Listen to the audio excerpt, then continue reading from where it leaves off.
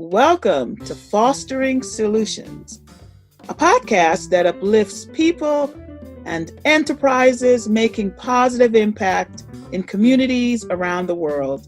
I'm your host, Dr. Michelle Foster. My guest today on Fostering Solutions is Charles Patton. Charles, how are you doing this morning? I'm fine, Michelle. Thank you. Yeah, let's start off by, just tell the audience about yourself. Who is Charles Patton? All right.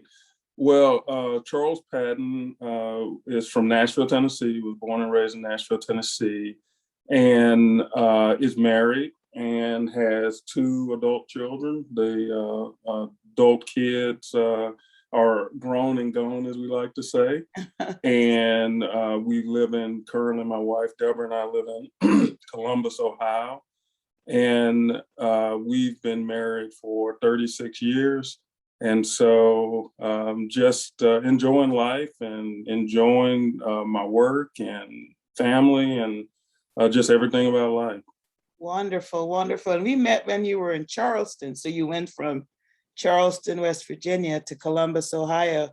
Have you gotten to now which city is better?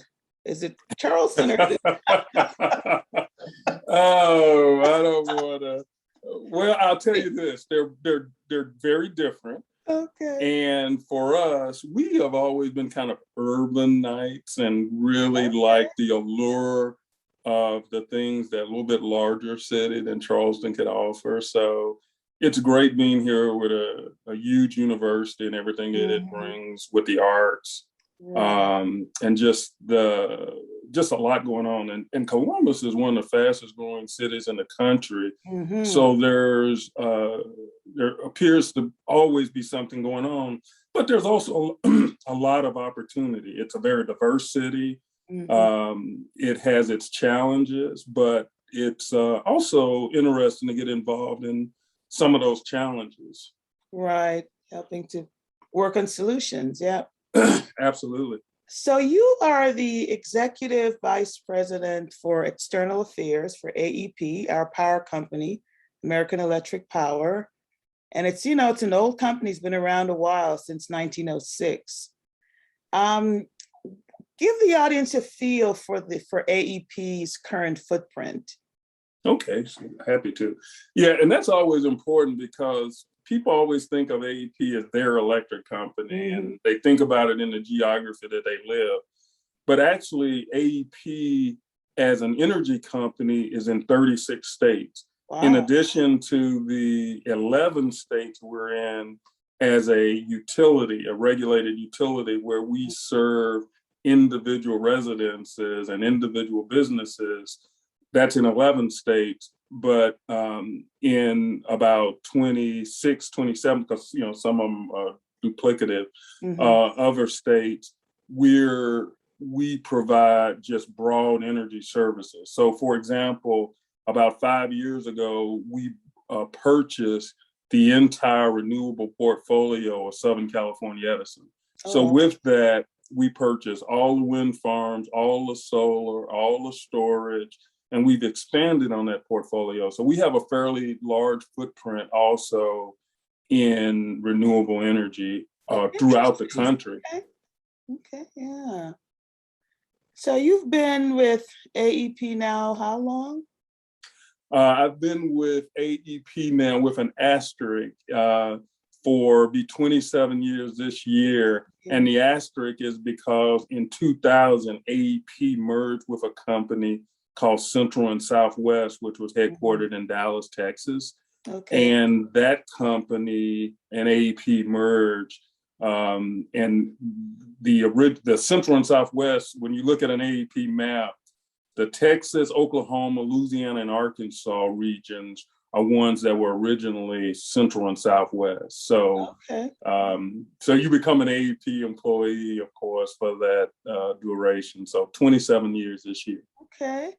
So kind of describe your career trajectory and, talk about what the journey's been like. Have you had challenges you had to overcome? Oh, yeah. First of all, I always like to be thankful for the opportunity and experiences that I've had. Gratitude is really I think is an important characteristic of success. And it's an important characteristic of leadership too. So I am just very thankful for all the opportunities that I have had throughout my career. And it's a combination of hard work. And it is also, make no mistake about it, no one does it alone. It's also the interjection of individuals at various points of my career who've made a significant difference, whether it was a lesson that I learned or whether or not they took the opportunity to directly touch my career in a way that was very positive. So it's, 98% of it has been incredibly good and positive. And that also includes sometimes when you're going through a rough patch. Sometimes those rough patches, for the church folk in the audience, our religion and our history is about overcoming trouble, and you learn from that trouble and you learn from those experiences. So I say all that to say that all the experiences, whether they're negative or whether they're positive or somewhere in between, they all come together to help you get to where you need to be, or to define you as a person, just as it does as you grow up. It does as you grow up in business or in your career too. So in terms of just the career itself, I've been really fortunate. I started my career, I've been in the business for 37 years this year. And my first 10 years was with a company called Houston Lighting and Power, which is now CenterPoint Energy. And I started as an individual contributor, and an opportunity came. There was a really important issue that was out there. I had demonstrated strong analytical skills and writing skills. And that opportunity put me in front of leadership in the company at a very early juncture in my career. And that led to other opportunities. So the first thing I would say is, make no mistake about it, opportunity matters. There are lots of folks who get frustrated because they're working hard and they're smart and they're doing the right things. And they say, man, I just can't seem to get there. Opportunity does matter. And sometimes it's not fully within your control, and sometimes it may be.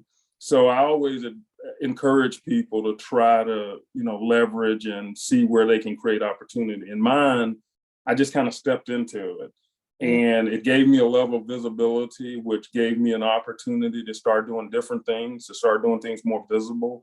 I was writing speeches, writing testimony for the CEO of the company.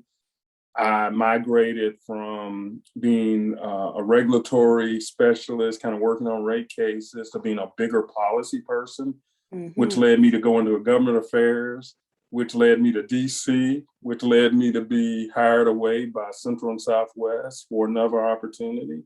And possibly the biggest thing that happened as I think about my career was because I demonstrated sound leadership in one area. There was a CEO in the company, Mike Morris at AEP in 2004. He said, you know what? I think you had a leadership skills to do this thing over here. And this thing over there was to actually run a utility, which no one was more surprised than me. I wasn't an engineer. I didn't have a lot of great depth of knowledge about buying trucks or transformers, any of that.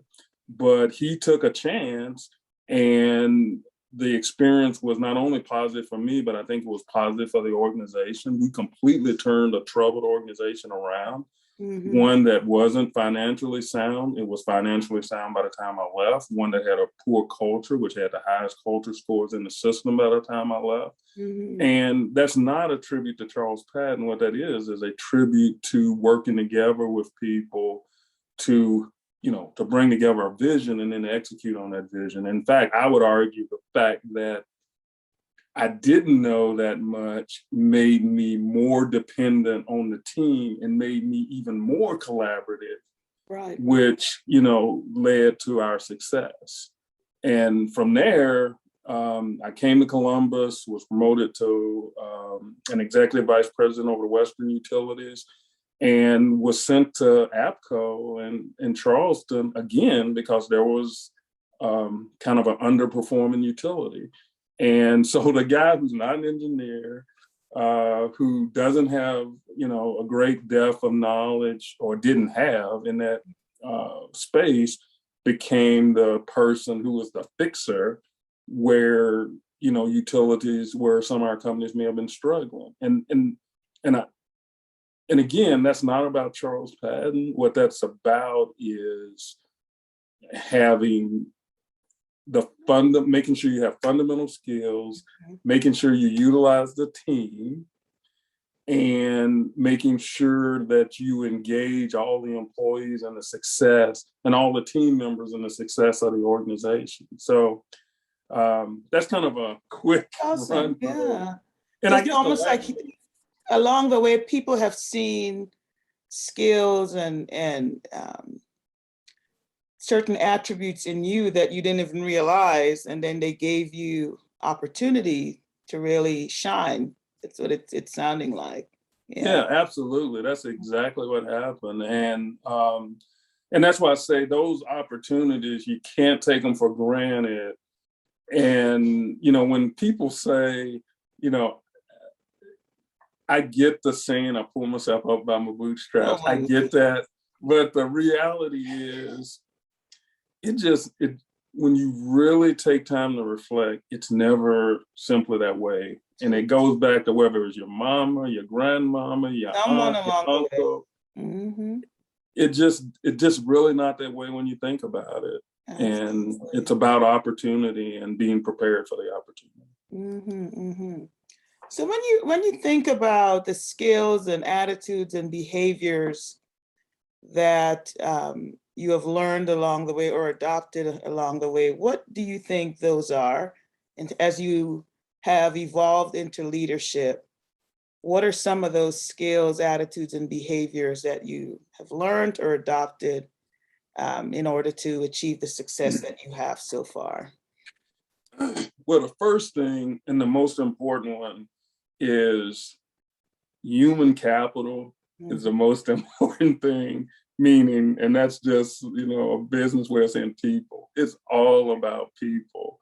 And when you first start, so I always like to, if I was putting myself in a leadership category, I'd say I'm a servant leader. I really try to get my hand on the pulse of what motivates, what energizes the organization, and see where I can connect. And if the alignment isn't where it needs to be, how can I get that organization to realize that it's in their best interest, the customer's best interest, all our collective best interest to kind of realign. So first and foremost, you got to take care of the people. And again, whether that's the customers or the employees, that has to be first and foremost. And you have to value people in the organization throughout, from top to bottom. And I'm going to spend time mentoring or talking to someone on the front line just as much as I am someone in a C-suite. So, you just have to value the people. The other thing is there is no substitute, and you have to develop good business acumen.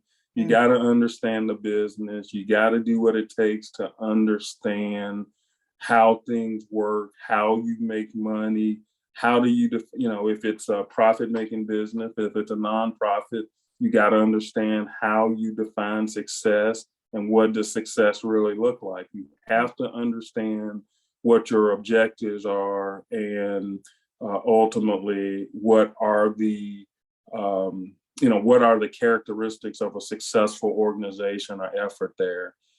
You have to be inclusive. You need to have, again, a shared vision. I referred to that earlier, but but that vision needs to be collectively built. You need to communicate very well. How all of that holds together is through consistent, clear communication among your peers and throughout the organization. So again, the vision is clearly shared, and you get the level of engagement that you need from your employees. So those are, I would say, some of the high. You're great ones. Yeah, yeah. You mentioned in passing that you're a servant leader. Talk some more about your leadership style.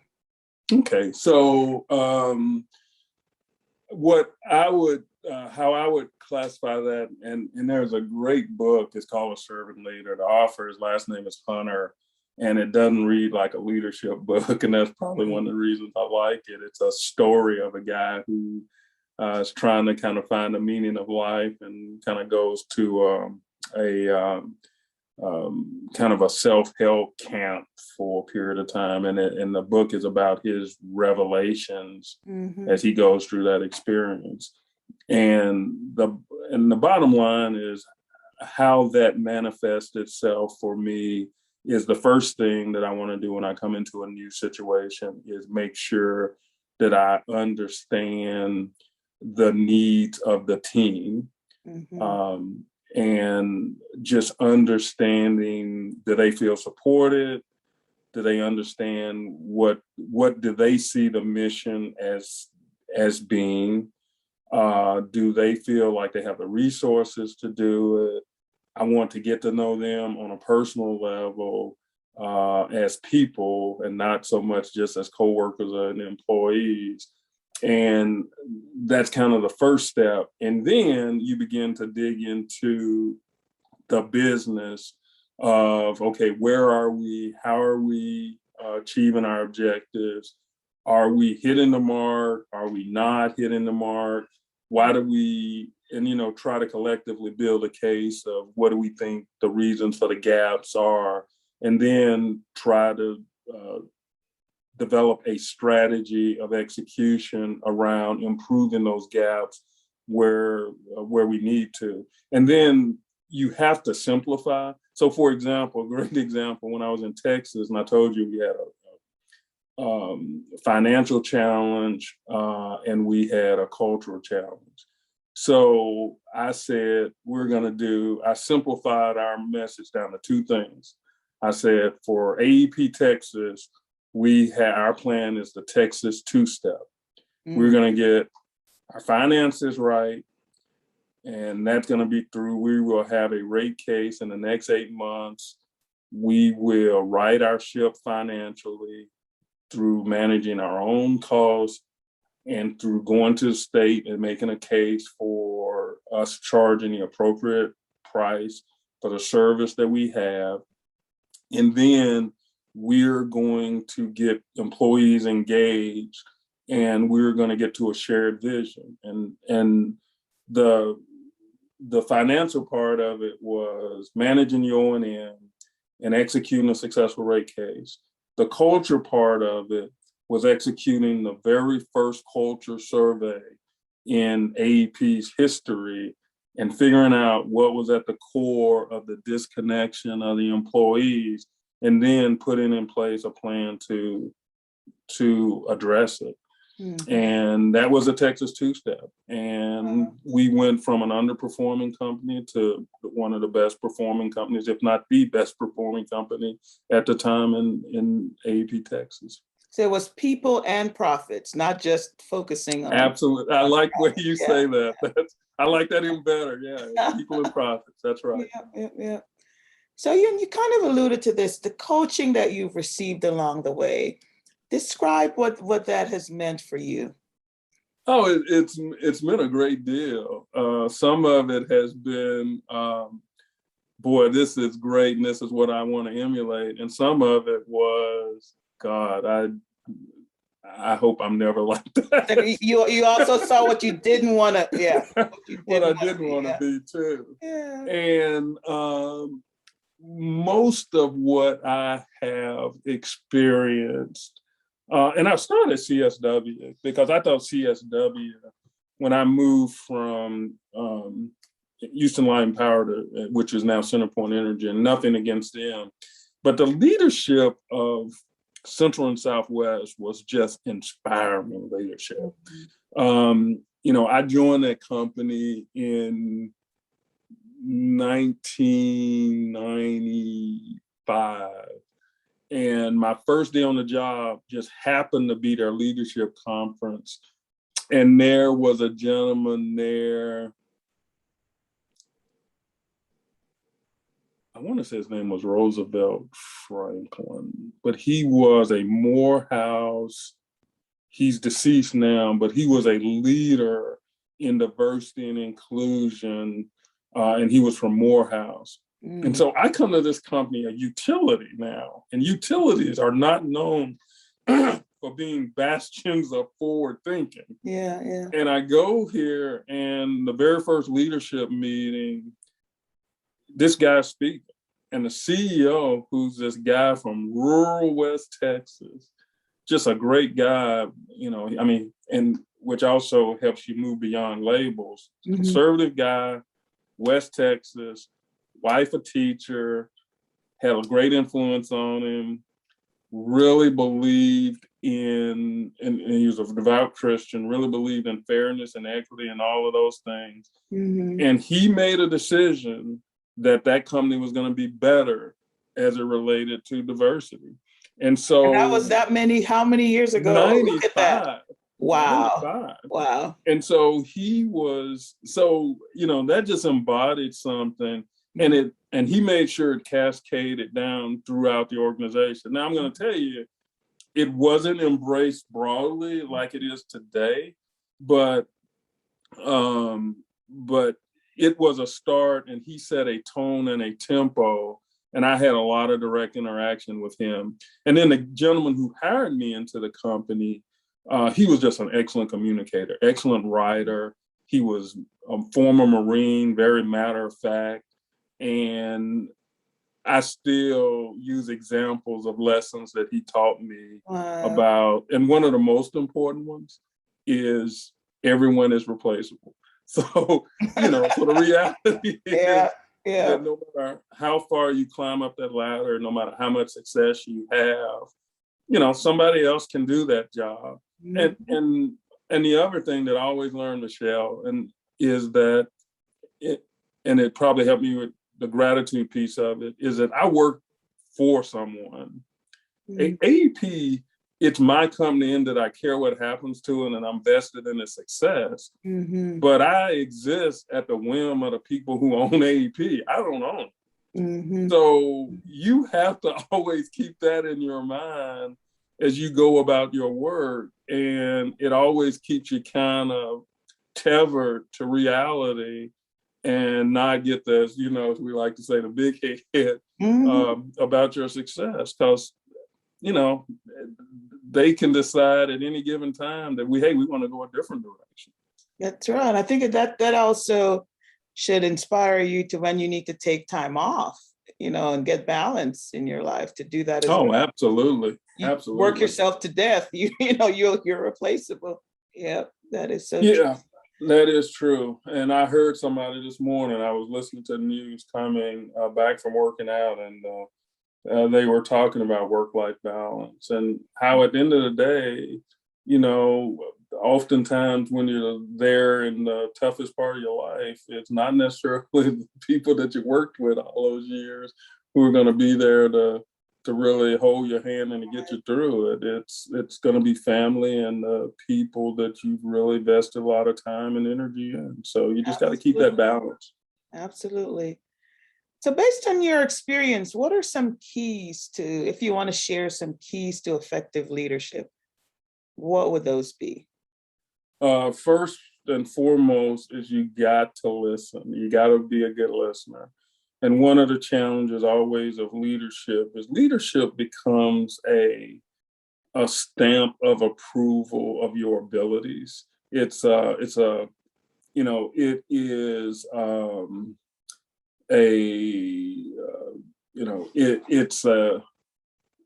like in the military, it's a rank. So what you have to be careful on is not believing that rank entitles your ideas just on their face to be superior, that your voice to be the loudest, you have to make sure you're always listening and gathering information to make the best decision. Now, what it does require is that you have to set up a framework, hopefully for making decisions where you gather all the information, and you have to be willing to make that call when a call needs to be made, and maybe you can't reach the consensus that you want, but all of that requires listening. I think that's the most important thing that you can do is listen, and that's throughout the organization. That's how you get engagement, and that's how you get to the best solutions is by listening. Listening. All righty. So as we wind down the conversation, what do you know now that you wish you knew when you started your career? Like, what do you wish you knew back then? So I'd say how endless the possibilities are. I think all of us, we can pigeonhole ourselves. You go to school and you say, I'm going to be an accountant, or I'm going to be an attorney, or I'm going to be an engineer, or whatever I'm going to be. And you focus solely on that role. And what I would encourage people to do is to look, and wherever you work, whatever you're doing, look at and whatever it is you enjoy. It could be the place you're working, or it could be the skill set that you're deploying. Think really broadly about how those skills can be applied and used in various settings or with various challenges. Because I got to tell you, I thought I'd be successful. I thought that I would be a professional, and I entered into AEP, entered into HL&P with that mindset. But I had no idea that my career path would have as many zigs and zags as it's had, and that the experiences would be as diverse. To think about going into the operational side of the business when you're not an engineer, I didn't have that vision. Somebody had that vision for me. And what I would encourage people to do is to really open up their minds, open up their minds and broaden their vision for themselves. So, what you do is you begin to step back and begin to look around at those things that interest you, that may not be the things that are comfortable or familiar, but you may discover that your basic training and that your leadership skills and that your intellect and that your business acumen allows you to go a lot farther than that thing that you thought you were destined to do and be. That's powerful. Yeah. Endless possibilities. So any parting words? It's been great. I've learned a lot. Just soaking this up. I just thank you for the opportunity, and it's good to connect back to my old Charleston WV. Charleston WV, and I had a great time there, and I loved my job, and I loved the community, and it was really a great, fulfilling time there, and I appreciate the good work that you've done through your tenure there. I mean, you've left your mark in a lot of places in that community, and I know I appreciate that, both for the broader Charleston community, which you have helped, and then also particularly as a representative of our community, the African American community. I think it's also critically important that people like yourself are out there fighting, and not just for African Americans, but for everybody, and for opportunities for everybody. I think that matters. And I think that's how we get to that oneness that we need to eventually get to really solve problems in our country. So thank you for that. And thank you for the opportunity. Thank you so much, Charles. Have a great day. I appreciate your time. All right. Thank you. Take care. Bye-bye.